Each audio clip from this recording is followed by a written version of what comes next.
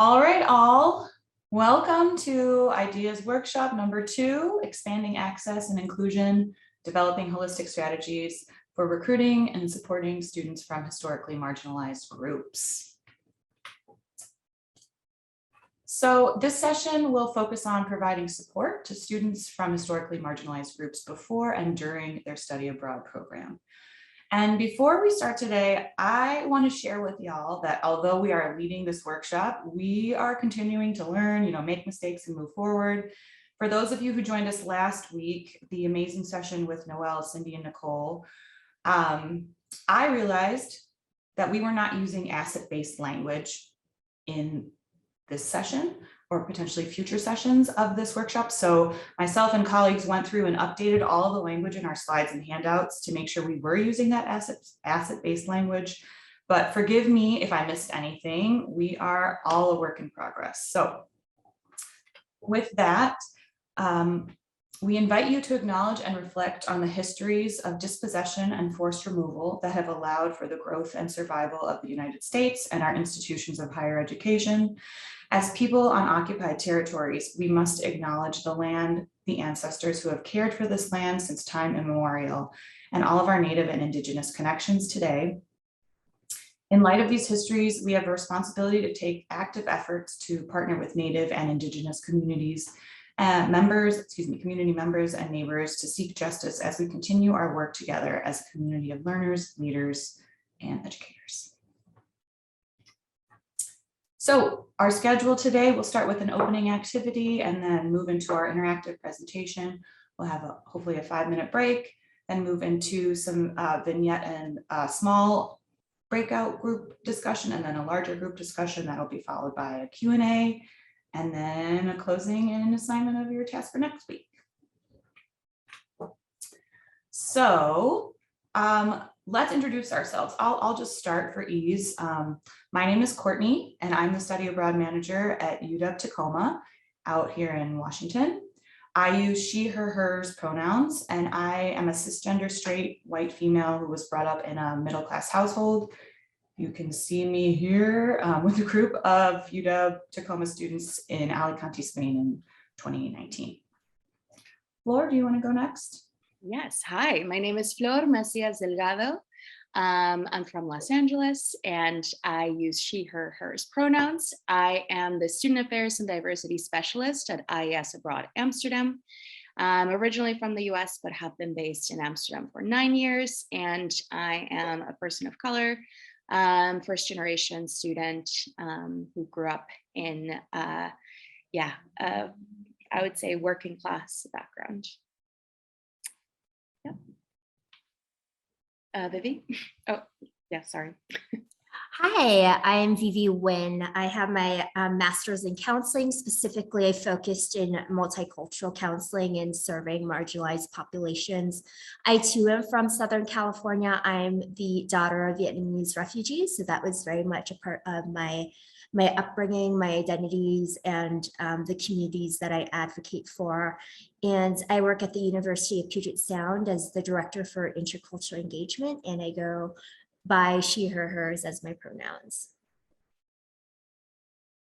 All right, thank you, Vivi. So my name's Latoya Brackett, and I come from Virginia. I have a bachelor's in Africana Studies, and I have a PhD in African American and African Studies from Michigan State. And so I'm a professor of African American Studies here at the University of Puget Sound. I also have a master's in counseling. I use it every day, even as a professor. And one of the reasons we're here is I was the first at our university to take students to West Africa, and it was faculty-led study abroad, and me and Vivi really, we rocked it out, but it was a lot of work, and partnership was really important. I'm a first-gen college student. I'm also first-gen someone who goes abroad. So it's been, and then also being a Black woman going abroad and then going to a Black country. So it's been a really important part of my life, and I do a lot of research in Ghana as well. So I keep going back even after that. And I'm taking my dad this summer. I thought I might just add that in there. So someone else, the generation above me, is going to go. So I just wanted to share that joy that I have and a little bit of anxiety. So I'll go back to Courtney. Whew, traveling with parents. Okay. Thanks, y'all. So please take a few minutes to review your journal entry from last week. If you don't remember or want to try to access it, the questions were, where do you see yourself on Kendi's continuum? Which phrases most accurately describe you, and how can you move from where you are to a place of growth? So take a look at those. And then using the Zoom chat feature, please answer at least 2 of the questions below. So how do you hope the content that we covered last week will be connected to today's session? What are you most looking forward to discussing or engaging with in today's session? And or share an aspect of your experiences with study abroad that you're hoping the session can support you with. So I'll give you all a couple of minutes and then we'll move forward. Please continue your thoughts. I just should have added that we are not going to be sharing these out. This is just giving y'all an opportunity to reflect and set goals and intentions for today's workshop. So take the time that you need to do that, please. Okay, thank you to those of you who added your comments and answers in the chat. I think as Dr. Brackett said, we are going to be covering a lot of the items that you all seem interested in discussing today. So I'm glad to hear it. And also keep in mind that this is session 2. We have several more sessions to go. So if we don't get to the topic today, it's potential that we could do so in the next few sessions. Okay, so with that, let's begin by discussing pre-departure support for historically marginalized students. So I'd like to start by sharing information about the University of Washington Tacoma student population. So a little snapshot of our population by race and ethnicity. 38% of our students identify as white, 21% identify as Asian American, 14% identify as Hispanic or Latino, 10% identify as African American. The other 17% either identify as mixed race, international student, Hawaiian Pacific Islander, or Native American. Our study abroad population generally mirrors our campus racial and ethnic makeup, as well as our first-gen status. So 54% of UWT students are first gen, and 54% of students who study abroad are also first gen. It's important to note, however, that this data is from 2018-19, which was the last full academic year that we were able to collect data because of the pandemic. Some other facts about our students. We have quite a lot of financial need on campus, and over 50% of study abroad participants have used aid to pay for their study abroad experience. 10% of our population is military affiliated, and a majority of our students transfer from community colleges, meaning they only have their junior or senior years to study abroad. So why am I sharing all of this? And yay, Sue, agreed, yay, community college transfers. Why am I sharing this with you all? You know, we tailor our support based on the identities of our students. So it's important for y'all to understand that University of Washington Tacoma students may have a different set of identities, barriers, assets, et cetera, that they're working with compared to students from another institution. So I can't do my job of supporting students if I don't understand who they are and how they identify. So although we do a lot to address social identity as we prepare students for study abroad, in the interest of time today, I'm going to focus on our pre-departure orientation. However, there is a lot more information about pre-departure support, like advising strategies, in the pre-departure handout that y'all have access to. I believe the link has already been placed in the chat several times. Excuse me. So at UW-Tacoma, we have the luxury of being able to meet with all of our study abroad participants at least once before they study abroad. Students are required to attend 3 pre-departure orientations, one of which is facilitated by myself and the other colleagues of mine in the Office of Global Affairs. Most of our students go on faculty-led programs, so we are also developing strategies to better support study abroad program directors, especially around social identity, power and privilege, et cetera. And through my participation in Diversity Abroad's Global Education, Diversity and Inclusion Certificate Program, I created a workshop aimed at helping faculty make more inclusive spaces, use reflection as a tool, and be prepared to have challenging conversations with students of differing life experiences. So I start our orientation by setting discussion rules with participants in order to create that safe space for them to share and have those challenging conversations. It's my hope that program directors continue to use these rules throughout their study abroad experience as well. A portion of the orientation is focused on setting reasonable expectations for participants, which revolves around the fluidity of their social identity and how they will be perceived abroad. So we want our students to understand that just because they identify a certain way at home does not mean that that will transfer over to their host country or culture. Students' identities will likely be challenged. I'm going to say that again because I think it's really important for all students, not just the students we typically think of, for instance, students of color. All students' identities will likely be challenged while they're abroad, and we want to prepare them for that by thinking about the skills that they've already learned from living in the US that will transfer to their study abroad experience.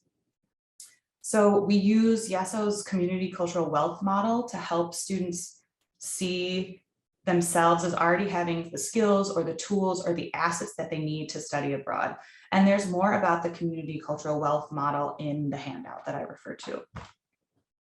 We also use cultural humility, which is the ongoing process of self-reflection and self-critique regarding your own culture and the culture of others. We use this as a lens to prepare for study abroad and work through small group role play in which students put themselves into scenarios they may encounter while abroad. There are some example scenarios in the handout. We choose not to use cultural competency because it implies that one has a finite amount of knowledge to learn before they master the subject and then move on.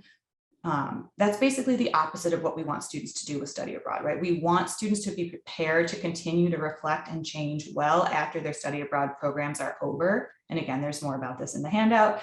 And then finally, we also provide country-specific information that we have taken from various websites like Ies Abroad or Diversity Abroad or other Mobility International USA to give more, to shed more light on various social identity groups. So with that, I think we're going to move on to you, Flor. Okay, hi, everyone. So I'm work for Ies Abroad, which is a study abroad provider. And so I'm going to tell you a little bit more about Ies Abroad in case you're not familiar with us. We are headquartered in Chicago, and there's 33 centers just like ours all around the world. And we provide semester-long programs mostly with 3 partner universities, and we have our own gender and sexuality summer program. And we also host several faculty-led customized programs throughout the year. So we have around 120 to 160 students per semester. Obviously this varies, but that's pretty much our average. And we offer 24/7 support for students with 7 on-site staff members. Next slide. So I'm going to talk a little bit more about the potential challenges that our historically marginalized students might face while they're here. And obviously these are not, these are some of the ones that I can think of, but we also have a Zoom poll that you can also start to think about. So what are some other challenges that you foresee students facing while abroad? But mainly, I would say it's feelings of alienation. And I think students prepare themselves to maybe face this while they're abroad and with the local context. But I think it's also important to acknowledge that they might feel alienated from students in their own program cohort. So I think that is just my main concern, that it's like, we want students to feel comfortable, but it can be very alienating when students don't share the same identities as them in the program, or they might not be as vocal of their challenges if they see that other students might not face the same things. So I think it's also kind of important to acknowledge that and to really address it, that everyone's experiences are going to be valid. And I'll talk a little bit more about that later on. We also have some accessibility issues. In the Netherlands, it's, people who are physically, who have physical accessibility issues it's not really friendly, I would say. It's basically, it's really hard to accommodate students with mobility issues, and universities as well are not as flexible to accommodate academic accommodations as well. So we have a lot of issues with this, and this is ongoing, and there's little that we can do, especially when working with partner universities. Financial challenges, due to the visas that students are on, they're not allowed to work here, and we all know that studying abroad is not cheap. So they might feel they cannot work, and it's really hard to find under the table jobs here as well. And these students might also have to support families back home. So this is a challenge for sure. And as Courtney mentioned, is also coming to terms with the American identity. I feel like they might have their identities challenged as well, or this is the first time, at least for me, when I studied abroad, it was the first time that I didn't introduce myself as Mexican. I was introducing myself as American, and it felt really weird for me, like I was, taking another identity. And that's also just what some students go through as well, to have to introduce themselves as that and everything that comes with that identity. And on the same hand, you might just have people who have an idea of what an American is, and this student might not fit that idea, and people might challenge that identity as well. Or students might also feel like they have so many more identities that are more prevalent to them than just being Americans. But at the end of the day, people might just see them as that. And lastly, I would say that a lot of our students at least come with this idea that the Netherlands and Amsterdam is super tolerant, and it's basically a utopia. Or they have the expectation that being abroad is going to be super magical and they're going to have an amazing time every day, when we know that that's not really the reality that they will be facing. So it's also kind of setting expectations, but I'll talk a little bit more about that in a bit, and the Zoom poll will now be open. So what are some of the other challenges that you foresee these students might face when studying abroad? And I'll give you a few minutes. Again, there's no wrong answers, so just, feel free to share. I think we can also encourage people to think about the student that they work on their campus, with on their campus, what identities we may have, forgotten about. Okay, Flora, I think I'm going to end this poll, and we'll see if I can share results. Can anyone see anything? No, let's see if I go somewhere else. That's strange. Okay, I want to make sure that I'm.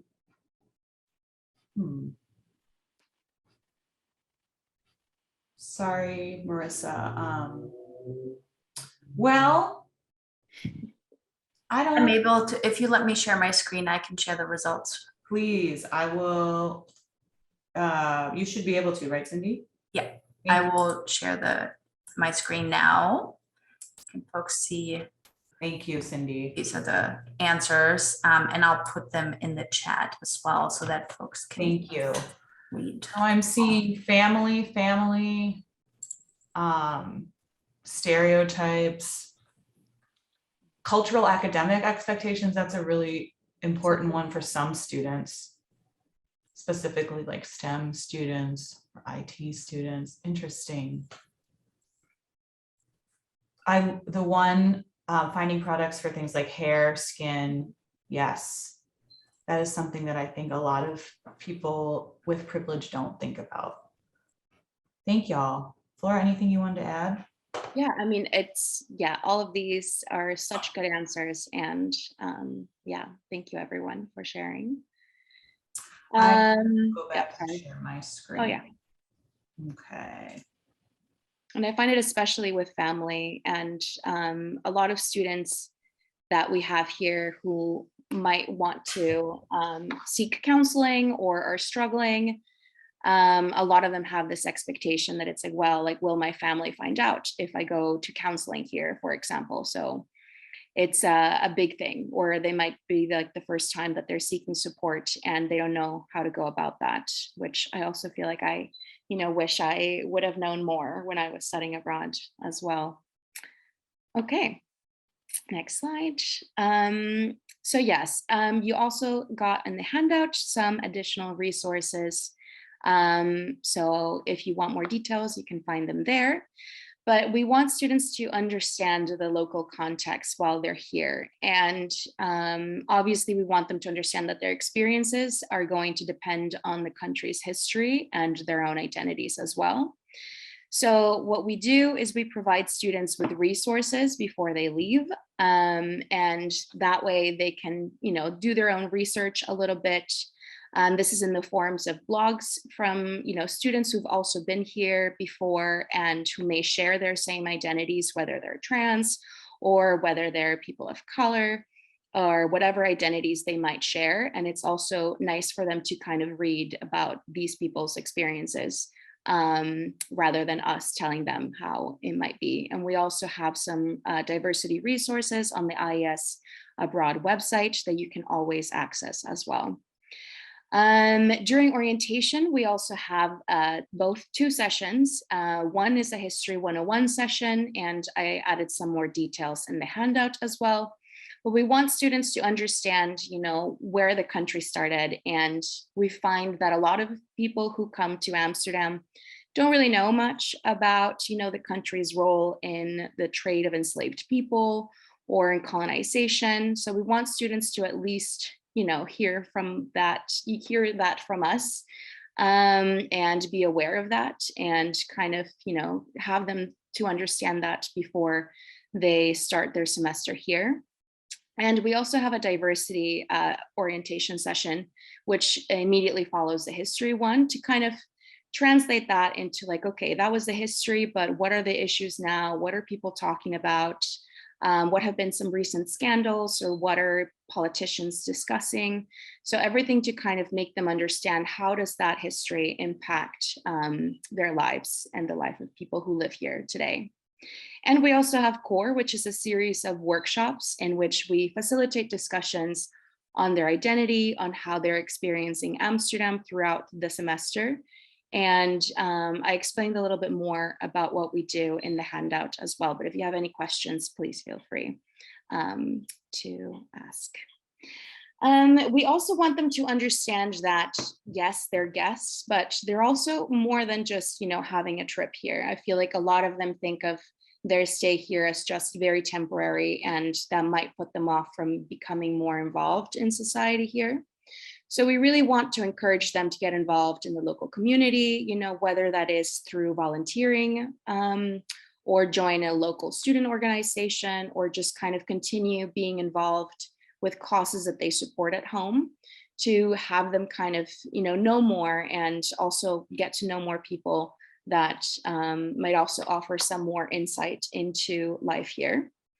And we encourage them to respect local norms, obviously, but to stay critical. And this is a big thing, especially for Zwarte Piet, which I'm not sure if you're familiar with the figure of Black Pete.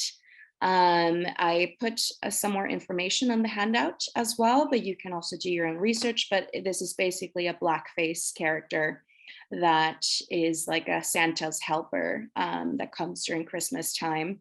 And so how do you prepare students for that? And, some students may not have heard of this, and some students may have very strong opinions on it. So we also want them to, stay critical and know that there's also a lot of protests here and there's a lot of activism here.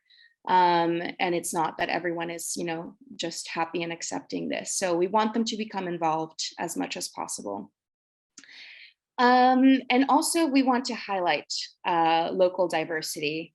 And, we have a lot of student accommodations that are in gentrifying neighborhoods, and we want students to be aware of that, and we want students to be involved in the local community as well, but also understanding like their own privileges when interacting with the locals, and to be respectful of the local neighborhoods. And next slide. We also want them to set realistic expectations. And I feel like this, addressing differences within their cohort. So we want students to know that all of their experiences are valid. And we want them to also think critically about how would your interactions be different if you had different identities, or were your identities at play in this interaction that you had. And we also want to speak openly about the resources that we can offer on site. And a lot, when I started working at this center, this was not done. And I was like, well, I didn't know that we could offer loans, for example. And I feel like it's important for students to know this, and for it to be out on the table as well, to be like, hey, if you need an emergency loan, we're here for that. We can waive fees. We can help you out with, if you don't have money to pay for a counselor visit or whatever it is that you need, we can also do that. And I want that to always be, on the table, and that students know that we offer it. And yes, lastly, I wanted to underline that, there's many ways to have fruitful and meaningful experiences abroad. I feel like a lot of our students think that they need to just travel and they need to eat out every time. And there's different ways to provide that. And we also offer a lot of free activities that students can get involved in as well.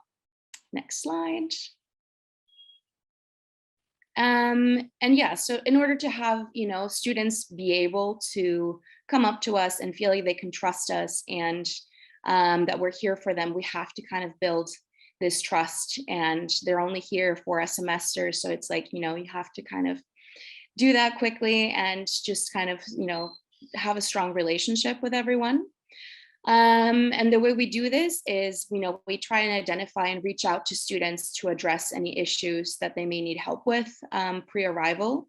So whether this is setting up some counseling or appointments with psychologists, or any religious needs that need to be taken into account, before we do the housing placement and everything, any accessibility needs that they might need.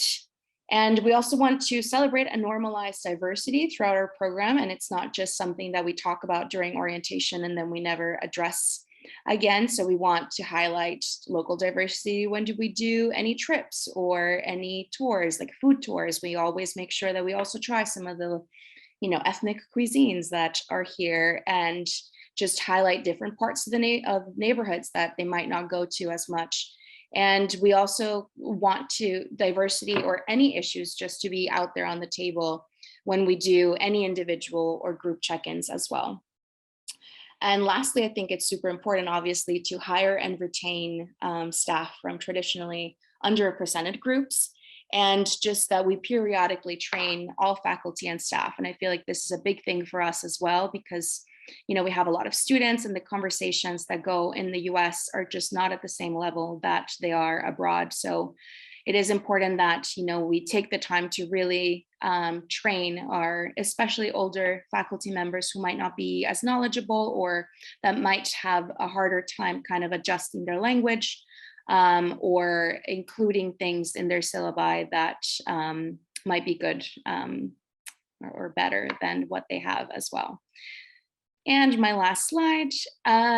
So yes, obviously, there's some shortcomings, and as Courtney mentioned, this is all, a curve, and we're all learning. So we find that we have many different student needs. We have a lot of neurodivergent students, first generation students from just a variety of ethnic and religious groups. So it can become really hard to kind of feel like we're meeting everyone's needs equally and consistently. And it can be really hard, especially with only 7 people on staff. And it is also a little bit hard that we don't have much contact with students beforehand as well. So the calls that, get made, or like the needs, I feel like that is done on the headquarters side. So we don't really have much contact with students until they get here. And I feel like sometimes that can feel a little bit rushed to kind of help everyone and make sure that everyone feels heard and that we know everyone. And the feedback gets provided to headquarters. And, obviously we do try and ask students and get their feedback, but as we all know, it's really hard for a student to kind of give you feedback face to face or immediately after. So a lot of the feedback gets taken to the headquarters, and it kind of floats down to us a few months after that. So it's hard to kind of implement some changes when they need to be implemented. And we also struggle a little bit about having to know when we should create more resources ourselves and when we can point students in the right direction of where to meet some, local resources. You'll hear more about this and about racial affinity groups, which is just fascinating. And, we're still thinking of ways in which we can implement that, of just various affinity groups through the program. And at the same time, it's also like, well, should we create our own affinity groups, or do you just, tell students where to find them at the local partner university or at a local club or whatever. So it's a struggle, and it's also a good exercise, and you'll hear more about that. And as I mentioned, so just, hiring more diverse staff and just faculty that can really understand and relate to a lot of the students that will be coming, now and in the future. So I'll do one last Zoom poll before I move on. And sorry, I'm a little bit over time, so we won't have too much time. But no problem. Sort of support do you think that students from historically marginalized backgrounds need while abroad? And again, there's no wrong answers. Yes. Okay, I think I'm going to work on ending the poll. So those of you finish your clickety clacketing, and let's see if we can get this to work better this time. Okay. If you want to share anything else, feel free to just put it in the chat as well. So Cindy, I'm running into the same issue that I did last time. So I'm going to, if you want to share your screen, please.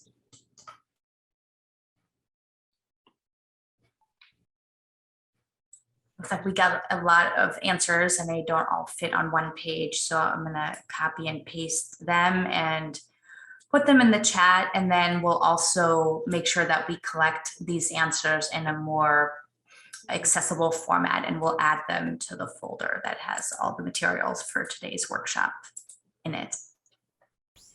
Thank you. I'm seeing a lot about creating a safe space, safe space, safe space.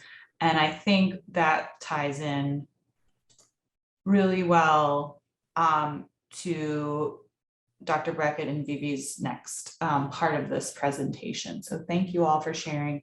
Again, part of the reasons we're doing these Zoom polls is selfish, because we want to know what we can do better too. So this is a sharing environment. Cindy, when you have a second, if you could stop sharing, thank you, and then I'll share. Thank you. Okay, so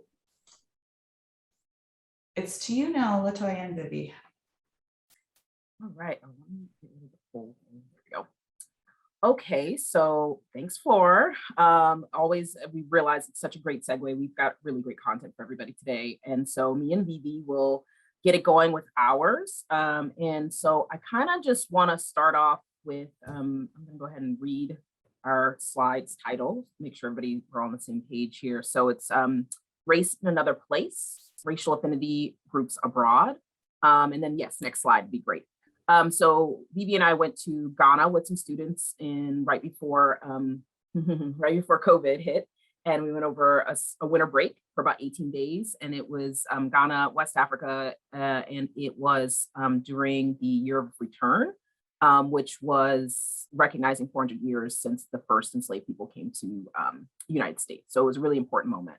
And I was really thankful to have my colleague, Vivi Nguyen, to join me. And then it became a really important diversity aspect of our leadership. So we're going to go ahead and get into, I'm going to pass it to Vivi to discuss racial affinity groups, what that means, and then we'll go further into our discussion. Thank you, Latoya. So quickly, I want to talk through racial affinity spaces or racial affinity groups.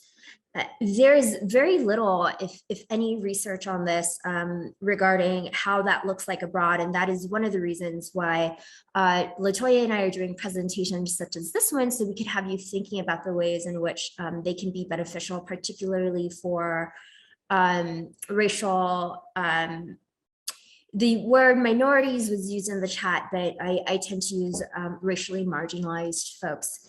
So Dr. Beverly Daniel Tatum, who is the author of Why Are All the Black Kids Sitting Together in the Cafeteria, talks about the power and the necessity, I would even say, of ethnic student organizations on campus.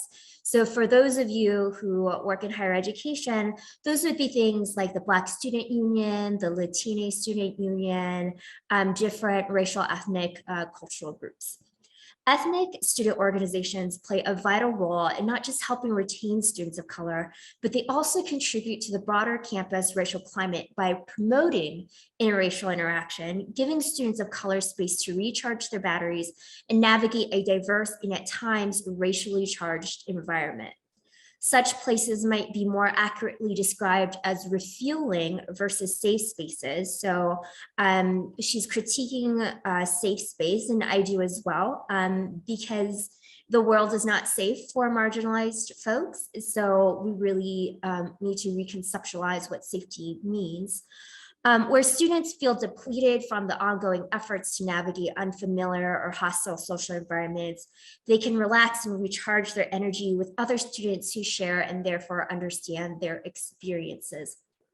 Two things I want to name very quickly is it's often a misconception that racial affinity groups are tools of self-segregation, and they're not. They were created tied to the civil rights movement and the creation of ethnic studies as a form of solidarity and community and building a strong ethnic identity in places that tell you that you're less than, right? And that ethnic identity doesn't matter or is not worthwhile. So they are tools of empowerment and solidarity, not of oppression. So segregation is a tool of oppression, and people of color cannot engage in that power-based violence or exclusion to dominant groups.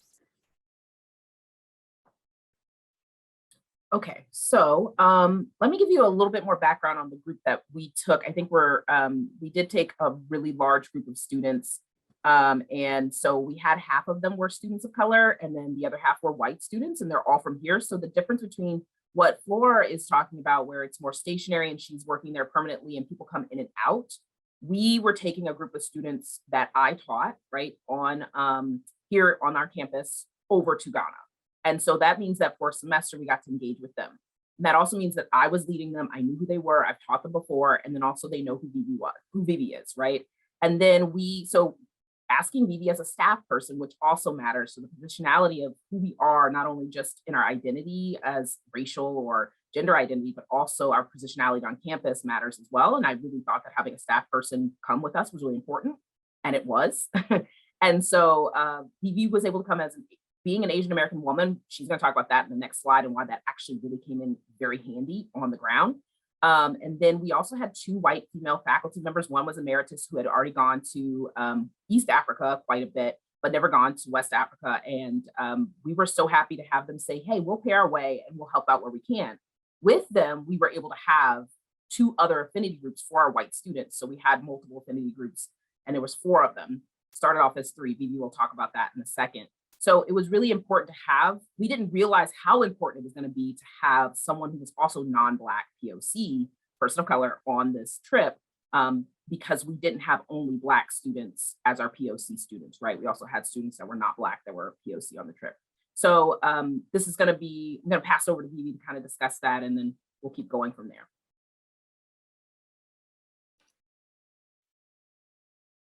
So Dr. Brackett and I actually created our own definition or our understanding of what racial affinity groups are. There's many out there, and this is just one that we offer to you. So we define racial affinity groups as spaces which allow students of color to center and prioritize their specific needs, voices, and experiences in a space without having to reroute or recenter the conversation to adjust to white education.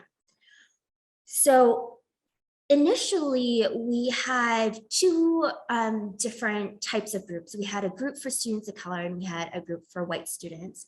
For the majority of our time together, our students were together.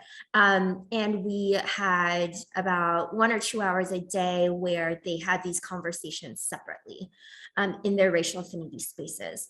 Within the first day, we realized that for Black students, they had a very unique and distinct, as well as direct tie to the country we were in, right? As many of them being the descendants of enslaved people. Whereas that was not true for our students who are not Black. So with that, there was differences in how things resonated and how their identities came up as Black folks and as non-Black POC. And so Latoya and I spoke with each and every student of color, and we realized that in that moment we had to pivot.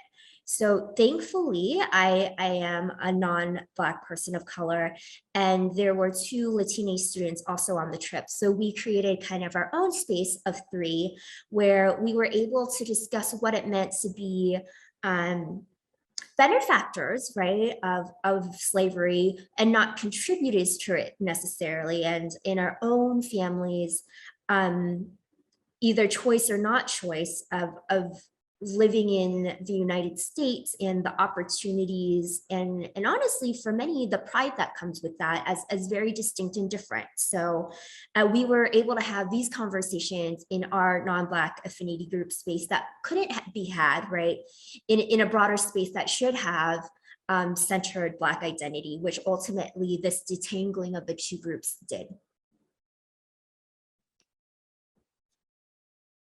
Thanks, Vivi. So yeah, it was actually one of the things that I also want to point out. Flori had mentioned that all of the feedback goes up to the higher ups, right? In the moment, in this case, Vivi and I were talking, not just Vivi and I, but Vivi, myself, and the 2 other white co-leaders in a way, because they were also there on their own trip too. So we were really thankful for their time and space, but we would every day, not even just every day, maybe 2 or 3 times a day, we would talk about what's going on with the group, how are things going? And this is where we were like, you have to be able to have humility to say, hey, this isn't working for all of us. We have to come together. We have to change this. And being able to talk to each student individually as well. And then being able to pivot. And that's something that allows for students to have a better experience right then and there. Whereas if you have to go up the ranks, go up the chain, it's coming after the fact. And I just wanted to point that out because Flora was speaking to that. And so this is a benefit of doing it faculty led, right? This is a benefit of those short-term ones with our folks. So we wanted to share some of the feedback from students. So luckily, maybe a year or so after, maybe a year and a half after this was done, I took data from the students because I'll get IRB approval, Institutional Review Board approval to do research. And so we gathered data from the students. They had packets, they did Google surveys. And from that data, I had one of the former students actually be able to go in and assess what were the students really saying? What were they saying about the experience? Vivi and I knew, we were like, no one else is doing this work. We need to have the actual data for it if we want to publish on it. So basically, as you see here, students appreciated the option for affinity spaces, right? Some felt the need to be around people other than their own affinity group. And I would say that was more heavily on white students wanting to be around students of color. Students valued that they were able to process with people who looked like them and did not feel judged or uncomfortable. I think this is key because it goes back to what Vivi was saying at the beginning. This is not self-segregation, right? Segregation was enforced by the white majority on Black and brown people. But in this case, it's allowing you to be able to say and feel what you want to feel without having to worry about folks bringing judgment. The key here that I like to reiterate is that white folks need this space too, because they don't have to worry about messing up, misstepping, and harming people when they can't fix it. So it's really important to be able to have those spaces for folks, depending on their identities. The other thing I would like to also talk to is, hold on one second. I think someone's coming around the corner. Even as I was asking them, they couldn't hear me. So anyways, I'm back. That's what we do, pivot. So basically, I was gonna say about safe spaces, and I have to do this in my consulting a lot when I educate folks about, this is supposed to be a safe space. And a lot of times when we hear someone say, this is a safe space, it's usually a space filled with a lot of white folks. Let's talk about race specifically, and a couple of, or I like to say a speckle of people of color, and they want to talk about issues of race, and they want it to be safe. And I say for whom? And that's usually for white folks, not for the people of color, because they're asking for that trauma attachment to be shared with their stories. And we went to Ghana and we went to slave castles or slave dungeons, and we made sure we had affinity groups, different spaces, different groups to be able to go through this experience, so they wouldn't have to worry about if they're crying or not and what people are expecting of them because of that situation. So I wanted to share that little bit of a side note for you. Some white students would have liked to have the option to hear other perspectives, and it goes back to their desire to hear people's perspectives, anecdotes, and their feelings and their trauma in a space where for 18 days, Black students might have had the one opportunity in their entire life to be in an all Black space. This was very unique. And so white students are having to grapple with the fact that for 18 days, for their entire life, they're in a space that's not all white because they're from the States with us. And from our school. Within these feelings, some white students felt divided and wanted to be more interconnected. And so there was some feedback that was hard for them to grapple with, and some students did not like it. And some students still don't like me to this day. And I'm okay with that, because I told the students this trip is very important for Black students particularly, because this is the one time. So how do we center folks that are not usually centered? Next slide. Trying to keep on time now that I had to get up and pivot, but good to go. Okay, so so the other aspect of some of the feedback was that the students, there was a strong sense of validation, obviously. So we've been talking about that, to be able to be in a space and hear other people say, yeah, I kind of felt that too. I didn't realize I was going to feel this way. This goes back to Flora also speaking about when she's like, shoot, I'm American now because I'm abroad. And so me as a Black woman, African-American, and when I use the term African-American, I mean being descended from enslaved folks. If I use the term Black American, I'm encompassing all Black people in the United States, right? And so my people were brought here against their will. And so when I go to Ghana, it's really hard to grapple with the sense that people see me as American first, and they associate all the things that come with Americanness, which includes like wealth and prestige and access to things that we actually don't get. And the reality is most people abroad, beyond our borders, don't understand the complexity of race here in the United States. And so if you're going abroad and white students like, oh, it's fine for me. Of course it was fine for you, because they're seeing America in your lens and you haven't been grappling with the racism situation I have.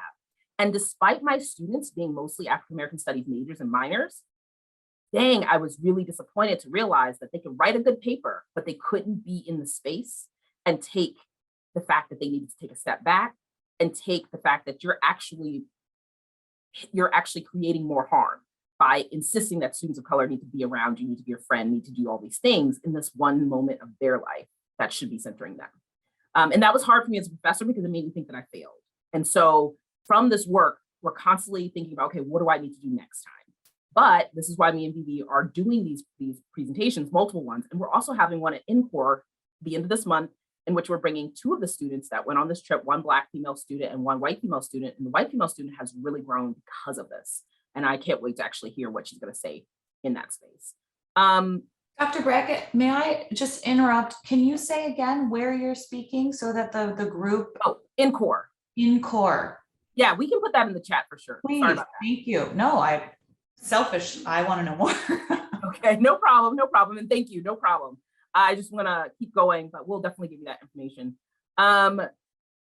Yeah, and then positionality. And I think that that's something that we're all paying attention to some people put that in the chat earlier. They probably didn't use the term positionality, but understanding from where you stand allows you to see with so much, right? And so from where we stood here in the United States, and I got to interact with my white students and their expertise that they were gaining in AFAM or African American Studies, when we got over there, it was a completely different positionality for them and for me to see them.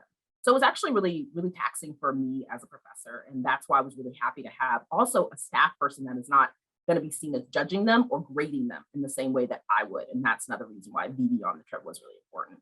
So let's go to the next slide.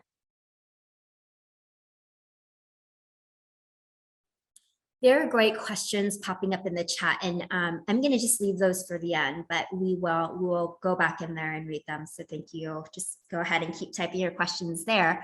But you also did get some homework where we wanted to prompt you to think about your next study abroad trip, whether you're leading it or if there's one that you know that happens annually, or like ours was a new one. What type of affinity groups may be beneficial? And I also urge you to think that affinity groups can be for any social identity. It doesn't have to be just race. You know, that was our focus because, of course, the course itself was focused on slavery and our students' identities and their ties to that or not. So the 5 areas we want you to consider is: what is the content of the course, the locations in which you would be visiting or maybe adding to, given thinking more critically about social identities, who tends to lead these trips and their own identities. Is that something to consider, adding somebody else, or finding external partners once you are abroad that speak to identities that are not represented on your trip? Programming. So what specific programs, either that's like cultural sites or discussions about identities, can you embed into your program that speak to affinity groups? And then last but definitely not least, many of you have mentioned this before, what are your participant demographics? Who tends to go abroad, who doesn't? And how can you base your affinity groups based on the students that attend your trips? So we would love to hear from you. If you've thought about this, even if you're just thinking about it in the moment, if you could type in the chat, it doesn't have to be all 5 things, but one thing you would consider or reconsider in terms of affinity groups and going abroad. You are also welcome, I think that you have this option, to please go ahead and unmute yourself and share with the rest of the group. So I'm going to give us a few minutes to hear from you. And if we have no takers, that's okay, because Dr. Brackett and I can kind of talk you through what that could look like in the next slide, and that might prompt some thinking as well.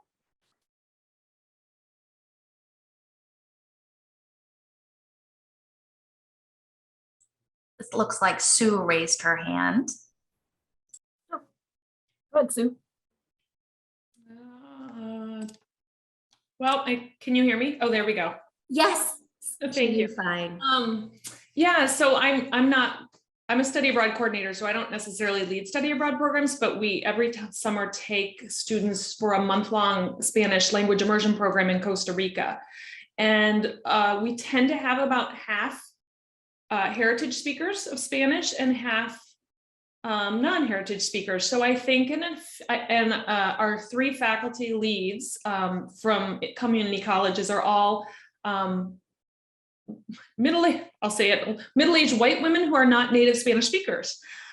So I think it'll be really interesting to have a conversation with those faculty to see about having affinity groups of heritage speakers to process what it's like being in a country where they are suddenly not the minority population, where they are suddenly,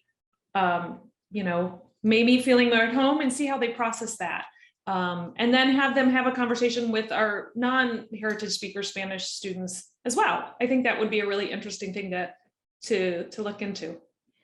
Yeah, Sue, that's actually really important, because there's more layers to that you're just getting to the surface layer, but a lot of them may not actually feel at home, because despite being a heritage speaker, they grew up in the United States, speaking at home with a different accent and a different way of pronunciation. And so when they go to this place, and Flora maybe would even be able to speak to some of this later on, they're going to be seen as outsiders. And this is not just for Spanish speaking, right? But it's also, when I lived in Taiwan for a bit, thinking about Asian American students that go on we have a pack rim thing here, Asian American students who want to go there.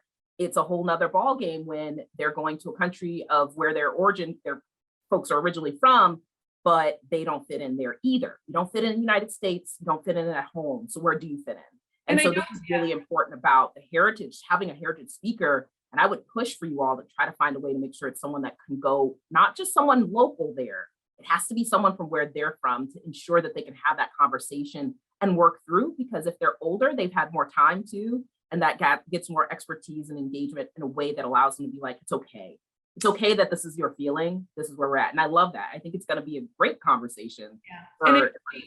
As far as I know, none of our heritage speakers are actually Costa Rican. They tend to be, I think, mostly from Mexico. So there's that extra identity in there too of being in a country that's not your heritage country, although being a heritage speaker. So yeah, I look forward to this. I can't wait to talk to faculty about it.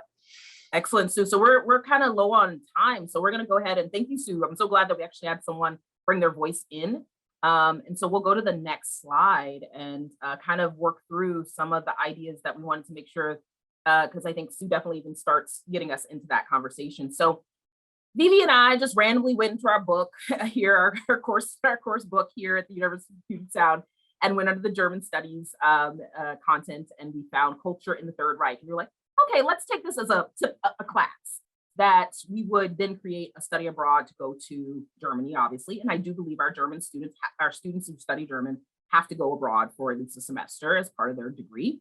And so one of the things you have to think about, so we have those aspects of like the content consideration. So the racial codes, targeted and terminated groups. So we need to talk about the fact that the Holocaust is a very important component to, the Jewish Holocaust is a very important component to going to Germany and understanding that history, and then also understanding that history juxtaposed to our US connection as well. And then the identities here in the US being translated over there and how that might interact. So understanding who was targeted and terminated. And so aspects of this that people aren't always paying attention to is that we focus specifically when we think about Germany and the Holocaust, we think of Jewish folks only, but it wasn't only Jewish folks that were persecuted and targeted, right, and terminated. So we had Black folks out there too. So if you have Black students coming, right, so thinking about your demographic, you see that last line about the demographics, their ancestry, their religion, their race, their sexual orientation, their veteran status. If you have Black students, that's going to be a different engagement too, and you can't leave them out, because then it makes it seem like we just forgot the history of those that are on the margins. Let's talk about marginalized people also in other spaces. Talking about those from the LGBTQ community, and we had to have that conversation in Ghana for our students before we went to Ghana as well, even in a contemporary sense, but thinking about how LGBTQ students would feel being in a space in which, yes, during the Holocaust, they too were persecuted, right? We also have folks that we don't necessarily talk about, and that would be like, so thinking about the consideration of what would be targeted as gypsies, right, which are Roma people today, right? But thinking about how they were also persecuted. We need to think about all the layers and not just one. And of course, we have to think about and center our Jewish students, because that is their identity. You really have to think about how is that going to be, and thinking about how if you're going to have a big group together and then you're like, we're only going to focus on this group, or if you do switch it, how are you going to do that? How are you going to manage that to make sure that people have what they need? This is where racial affinity groups, religious-based or faith-based affinity groups, and veteran status, thinking about people had to, that have ancestors who went into the war for this, thinking about Black GIs and the fact that abroad, they were seen as great, over in Europe, they come home, they're treated like trash. So, thinking about what that means, my ancestors fighting in wars that didn't benefit them. So these are all aspects, but also the leadership, making sure you have someone with religious identities, but also if not religious identities, having your chaplain. We have a chaplain. So and he's going to have a lot of historical information about what's needed to understand about different groups in these contexts. So thinking about if you do bring, let's say, a Christian, someone who's Christian, or someone who has German ancestry, that wasn't Jewish. So thinking about all those things. And then where are you going to go? Of course, you're going to go possibly to concentration camps, but also thinking about trying to find locations that talk about those marginalized groups and their engagement with, or what has happened since in regards to the Holocaust. So thinking about, are there spaces about Black folks in Germany at that time, about the LGBTQ community in that time and since? And based on Germany's like way to reconcile and everything, I'm pretty sure there probably is. So that would be great to pay attention to. So let's go to our next and final slide. And I think that's also me. So overall, we're just sharing that you need to become aware and educated about your own racial identity and positionality. And someone put that in the chat, and that is so key, because the aspect of, do you know what's happening with you and how people are going to be seeing you as well, because it matters. And I would say that unfortunately, our white colleagues that came, they could have used more work, but we were so thankful to have someone that would pay their own way and allow us to have additional spaces where the white students could mess up and they wouldn't be like, oh my God, I hurt Dr. Brackett's feelings. And there is this saviorism still attached to a lot of our white students that want to save me. And they did that the whole trip. I was like, don't try to save me. This is my job. But our white faculty didn't have the best skills, and one was overconfident and one was less confident. But we were thankful and we learned so much from it, and we're so appreciative of it. And our students did have those spaces. And me and Vivi would go into those spaces with them. So that means that me and Vivi were in the POC spaces, the individual ones, the Black and the non-Black POC one, and then the big POC group. And then we would also go to the white group after they've had their little breakouts as well. So we did a lot of work because we know we have the skill set to do so. Experts, facilitators, mentors of affinity groups. And I think that Sue's also speaking to that too, where she's like, you know, if they're not leading the group, can there be a mentor? Is there someone else who's probably great? So here's our connection. Like, you can easily find us. You go to Puget Sound. Well, don't go to our website, but search in Google for our names and they'll come to our website. Our website got redone, so sometimes it can get you a little lost, but you'll find us. So I'm going to end there and hand it back to Courtney. And Vivi, thanks. Partnership. All right. Thank you, Latoya and Vivi. That was wonderful.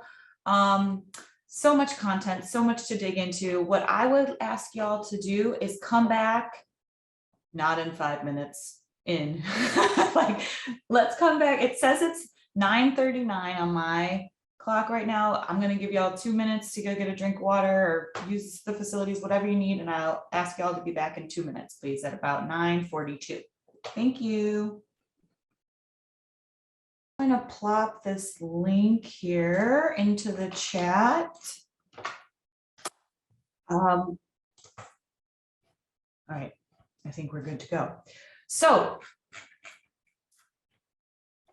for the next 30 minutes, you are all going to be placed into breakout rooms to discuss 4 vignettes and follow-up questions in the PDF in the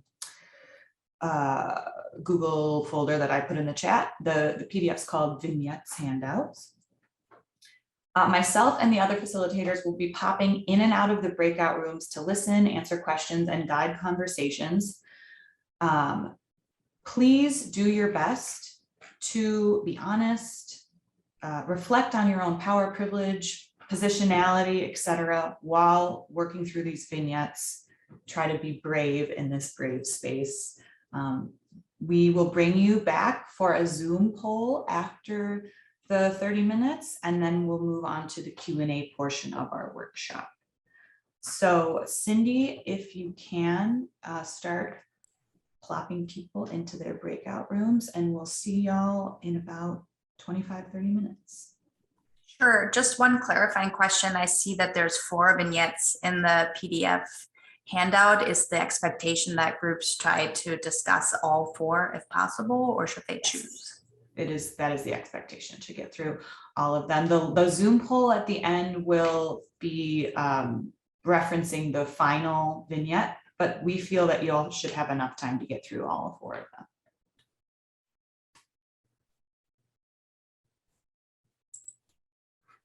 And give me just a second on the. No problem. I somehow created breakout rooms and everybody is in the same room. That is obviously not gonna work. So my apologies. You who are coming back, welcome. We were just discussing the fruitful dialogue and conversation that we heard, and how 25-30 minutes was not enough. So isn't that always the case? I'm going to activate a poll, our final poll for today. Let's see. So let's see if I can do this. The poll is, after working through the various layers of Arwa's story and what a leader should do in her case, did you gain perspectives and layers you don't think you would have considered or thought about without support? So if you didn't get to vignette 4, take a look at that now, if you would like. If you don't feel comfortable answering the poll, no worries. Take a minute to do so if you can, and then we'll talk about what we heard from y'all. Yeah, the poll seems to be a choice as opposed to a, let's do this. I'm gonna end the poll. Poll doesn't seem to be working properly. Let's make it a answer in the chat, please. So rather than using the poll in the chat, you can just answer yes or no. Yes, you know, you gained perspectives. No, you didn't. And if you want to share more, please do so. Seeing some yeses. Great. Courtney, I'm wondering if maybe we could just work through it. Yeah, good idea. Vivi, would you like to work through this one with me? Flora, you want to throw in? Maybe we could just do that and kind of show what we might, you know, what our group might look like if we were Good a group. idea. Let's do that for a few minutes and then we'll move into the Q&A. Thank you. Yeah, for sure. I guess I'll read the vignette just so everybody's on the same page there. So vignette 4, a colleague comes to you with information about Arwa. Arwa is a Muslim student whose parents immigrated from Somalia. She wears a hijab and is the only individual that identifies as such in her study abroad cohort. Once she's abroad in Great Britain, other students in her cohort, as well as locals from her host country, continually ask her questions about her faith. She becomes both surprised and increasingly frustrated by the amount of times this comes up in conversation for her compared to her peers. So her peers are not experiencing the same thing. What aren't you seeing and what is important to know about the student is where we're at first. So this goes about like the positionality. So I don't know, for me, one thing that I think when we were working through this one, what's key is that right away people associate Muslim with probably brown folk, right? But not necessarily Black folk. And she's from Somalia, so she is Black, right? So that's another component to it. Her racial identity is happening at the same time as her Muslim identity, coming from the US and then going to Great Britain, where it's also a very white place and being Muslim is also problematic. So that's something that if you didn't pick up on right away, and of course, you see the student, you would notice they were Black, but just trying to make sure that you had that context and thinking about how that all those aspects of her identity are compounded and they don't separate. There's no moment that she's only one thing, right? So, and she's also female and she's also wearing a hijab, right? So there's specific connotations about what aspect of Islam she's a part of as well, which part she practices. So I don't know if Vivi, if you want to jump in with maybe the next or do something along, you know, I know you can jump in with something. Yeah, I'm happy to jump in, but also would love to hear what people were trying to detangle and respond to that. So if any of you got this far, I would love to hear from that group. And if not, I'm happy to chime in myself, but I want to give voice to what was discussed first. So if you got here, please just unmute yourself and share with us what was discussed and what questions or concerns came up. And if not, I will get going myself. I guess I can pop in really briefly. I think one of the common themes across the questions was feeling like a lot of these students are being put in a position where they're supposed to be the ambassador and represent the US.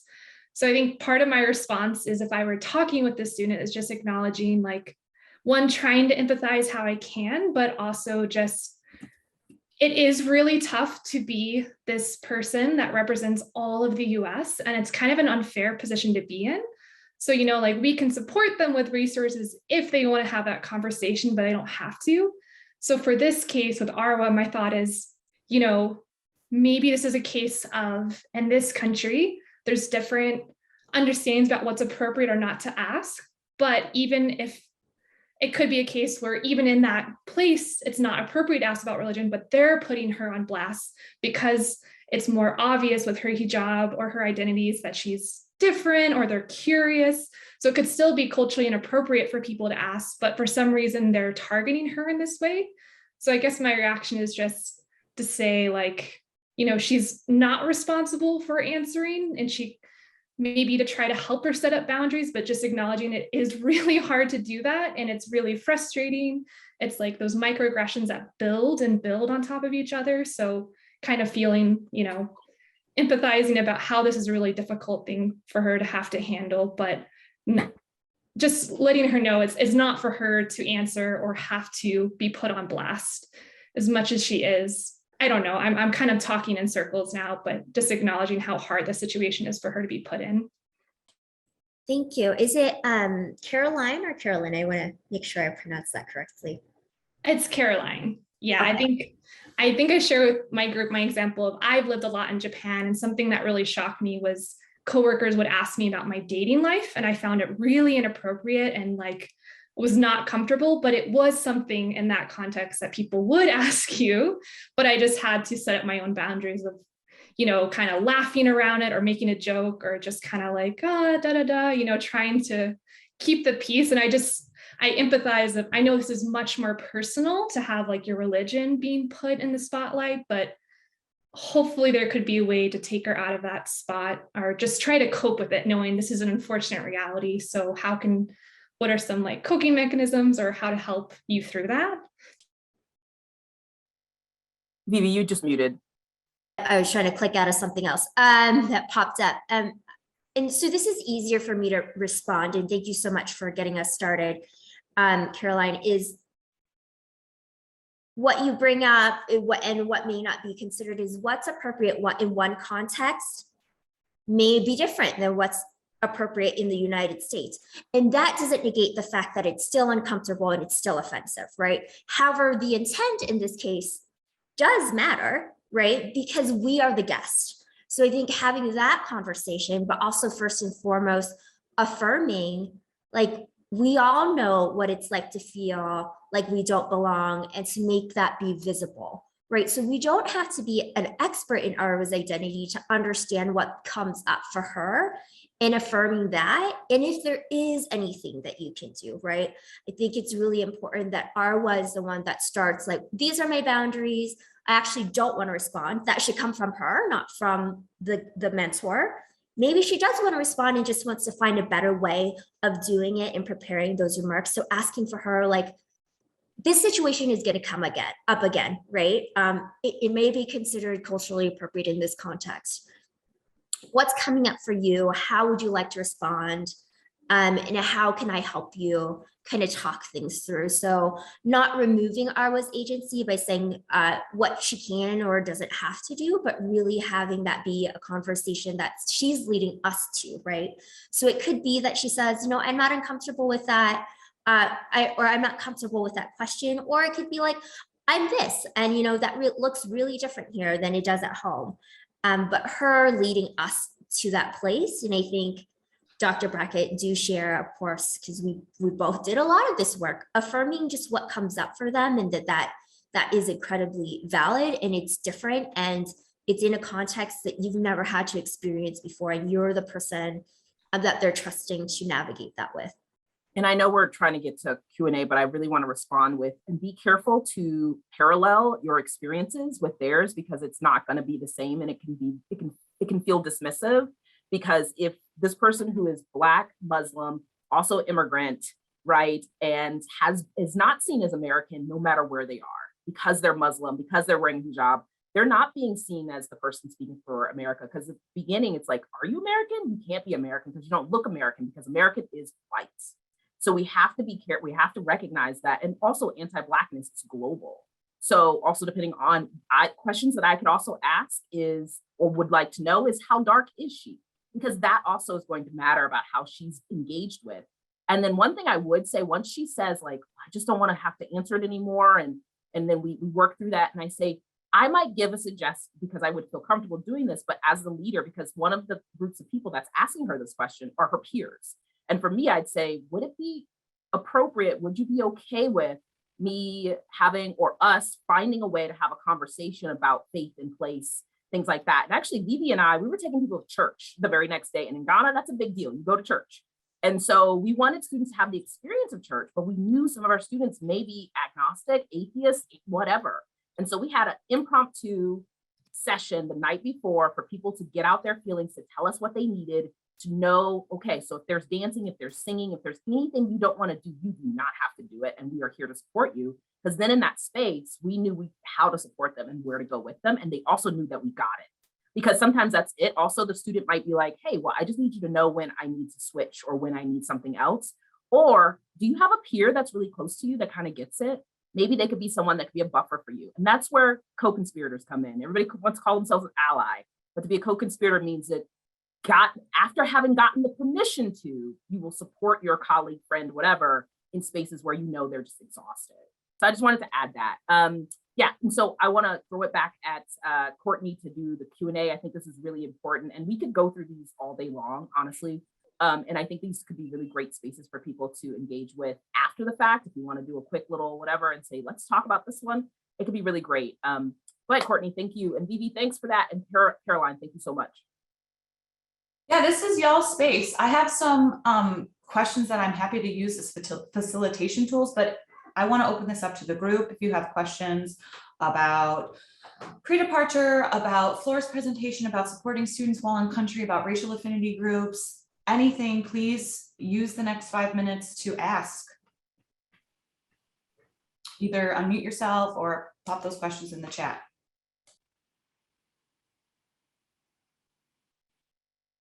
And questions in the chat might be easier because if sometimes we get long-winded when we ask questions. So I do know that there was one in the chat earlier about me and Yes. and that was just generally about the POC students. They loved it. They were really appreciative of it. They knew that after they came out of Black students specifically, we made sure we had a Black group that went to the castles only, and we could have a whole conversation about how we had to make that decision and collectively do so. But they were so thankful that they could go through these slave castles where their ancestors may have been and not have to worry about seeing their white peers crying, because they would be crying. And it's just, there's a lot of things there, but we can have those conversations candidly among us and our history without having to worry about the expectations of we must be hurt. We must look and what hurt looks like from someone else's perspective versus our own. So they really appreciated those spaces. They wish they had more time in those spaces, whereas the white students were wishing they could have more time with students of color. I think you can follow us and how that was really complicated. Right. I think there are 3 nuances there that I want to touch base on. The white students did ask for me to co-facilitate or to facilitate their group because, you know, Dr. Brackett's otherwise engaged and I have identity-based things too, but didn't really think through what that meant in terms of labor, right? Because I had another group at this point in time. So yeah, the white students had a different, you know, process than the other 2 spaces. And 2 other things came up that I would say were exceptions, but also important. There was a biracial student in the Black group who wanted to join the non-Black POC group. I think a piece of that was because she was raised by a white mother and didn't really get to explore her racial identity and therefore felt maybe less than, not enough of, or her upbringing. Actually, her mother was, I believe, Latina and white. And so she kind of resonated more with the Latini students in our group, right? And so that came up. Ultimately did not make that change. That was her call. She was more than welcome. And then there was a Black student who left one of the processing spaces because she felt that people sharing their grievances was engaging in gossip, right? Versus kind of this kind of shared space of refueling and navigating.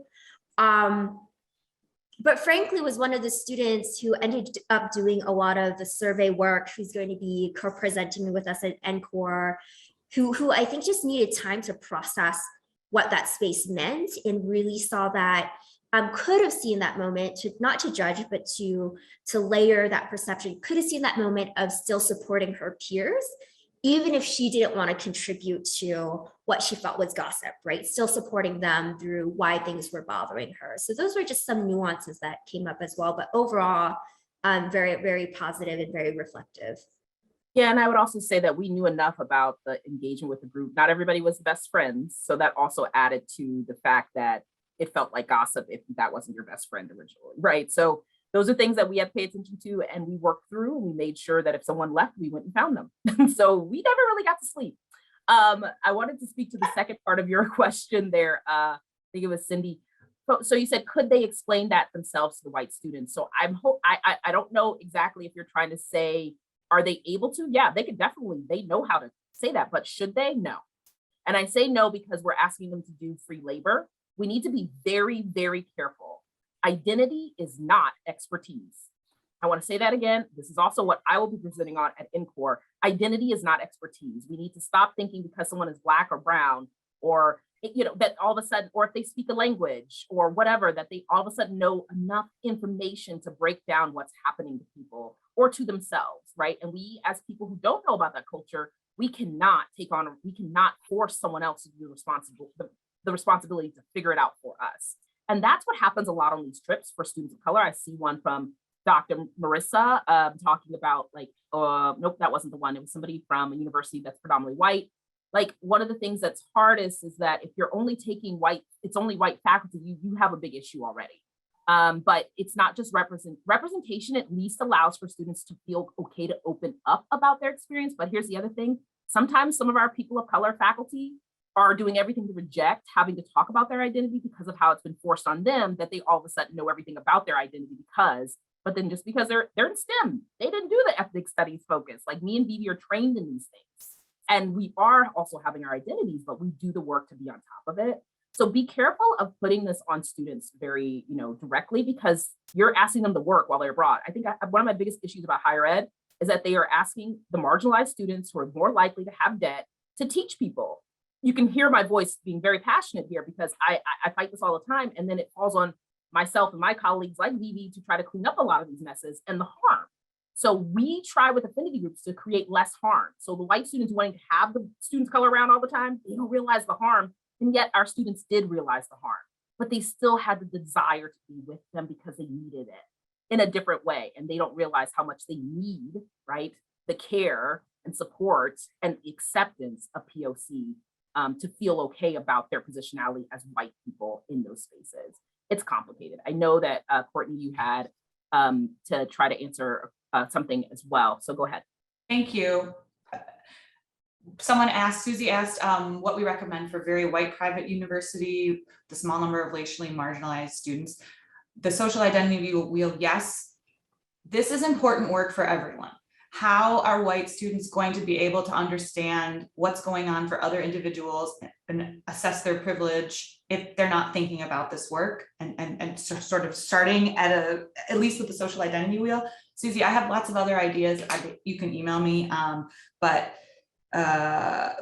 trying to work through these scenarios, whether you identify as a person of color or LGBTQIA or not, you should still be able to put yourself in someone else's shoes and thus better understand the culture that you're going to, because you need to be able to do that as well when you're abroad.